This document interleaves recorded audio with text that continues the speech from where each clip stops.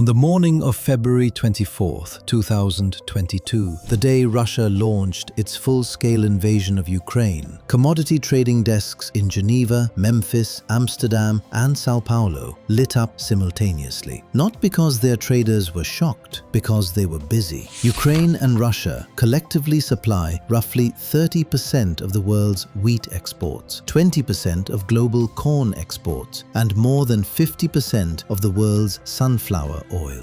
Within 48 hours of the invasion, wheat futures hit their highest price in 14 years. Cooking oil disappeared from supermarket shelves across Europe. Egypt, the world's largest wheat importer, began emergency rationing discussions at the cabinet level. Lebanon, already in economic freefall, faced genuine bread shortages within weeks. The entire global food system shuddered in real time. And the companies managing much of that disrupted supply weren't Nestlé, they weren't Walmart, they weren't the brands sitting on supermarket shelves. They were four businesses most people on Earth have never heard of. Archer Daniels Midland, Bunge, Cargill, Dreyfus, known collectively in agricultural commodity circles by an acronym that is almost too perfect: ABCD.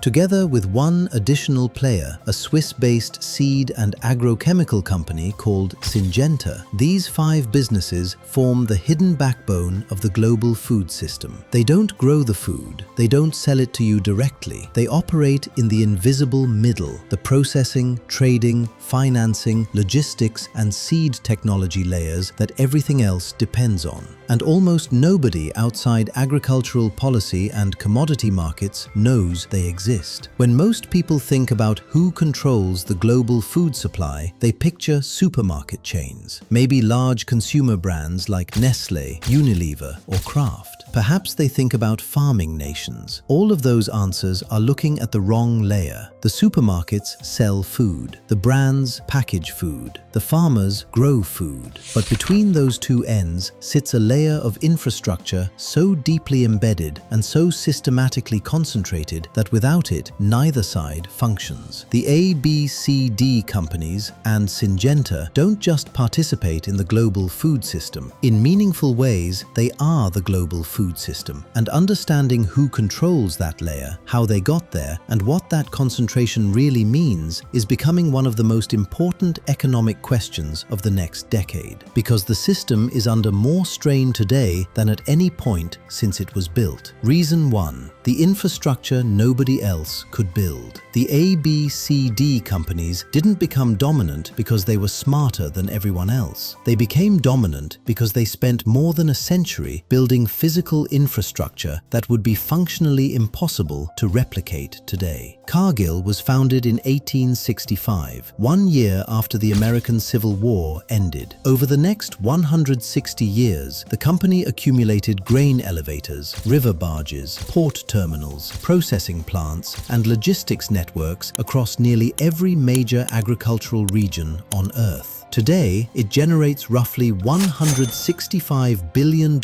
in annual revenue. Most people have never heard of it. The infrastructure these companies collectively control is staggering. Grain elevators across the American Midwest, port terminals on the Mississippi, the Amazon, and the Danube, processing facilities in Brazil's Mato Grosso, Ukraine's agricultural heartland, and Argentina's Pampas, private shipping fleets moving commodities around the world. The analogy here is useful. Imagine trying to build a new internet, not a new website, not a new platform, the actual physical cables, routing systems, and data centers underneath everything. That is roughly the challenge of trying to compete with the ABCD companies at the commodity trading layer. The upfront capital required is enormous. The regulatory complexity is immense, and by the time you finished building it, they would have spent another decade extending their lead. The barrier to entry is not a business model. It is 160 years of concrete and steel in the exact right places. Reason 2. The financing weapon.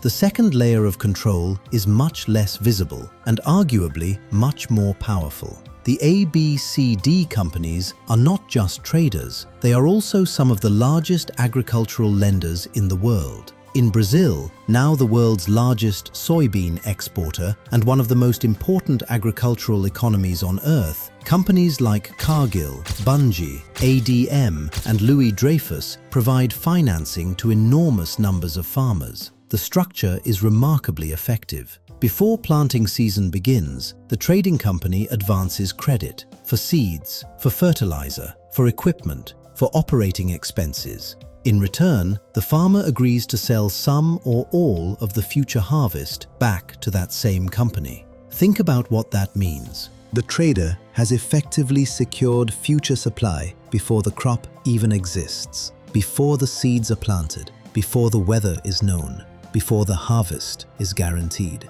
In a good year with high prices, the farmer gives up significant upside.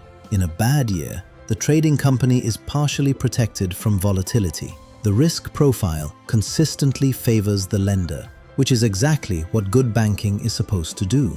But it also creates something else: dependency. Because once financing, inputs, logistics, and market access all come from the same company, leaving becomes much harder than simply finding a new buyer. Reason 3. The seed lock-in. The trading layer is only part of the story. The seed layer may be even more important. Syngenta, acquired by ChemChina in 2017 for $43 billion, sits alongside Bayer, Corteva, and BASF in controlling a majority of the global commercial seed market and most of the global agrochemical market. And the reason this matters is simple. Seeds and chemicals are often designed to work together. Syngenta crop varieties are optimized for Syngenta chemical systems. Bayer's seeds work alongside Bayer's product. This creates a lock-in dynamic that would be familiar to anyone who has ever tried switching between competing technology ecosystems. Except the consequences here are much larger than losing access to your photos. A mistake can mean a failed harvest. A farmer in Brazil, Iowa, or Punjab who has spent years building an operation around a specific seed and chemical system cannot switch casually. The switching costs are enormous. The risks are significant. The accumulated expertise isn't easily transferable, and that leads to one of the most important realizations in the entire food system. The seed isn't really the product. The farming system built around the seed is, which means influence begins long before crops reach a grain elevator. In many cases, it begins before they even enter the ground. The real question. It would be easy to frame all of this as a simple story of corporate villainy, and there are legitimate criticisms. Market concentration, farmer dependency, pricing power during periods of crisis. All of those concerns are real, but the structural reality is more complicated. These companies also provide services that are extraordinarily difficult to replace. They finance farmers who may have no other access to capital. They absorb commodity price volatility that would otherwise fall entirely on producers.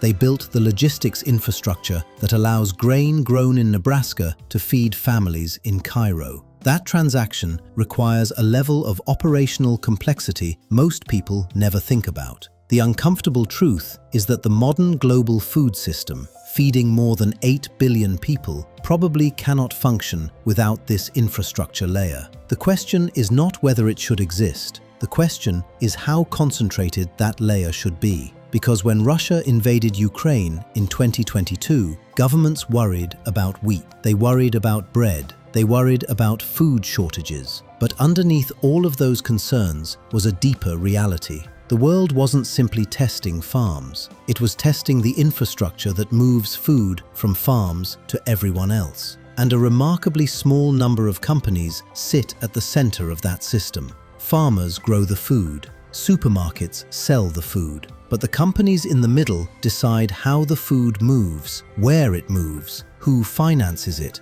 and increasingly, what gets planted in the first place. And that's why some of the most important businesses in the global food system are the ones most people have never heard of.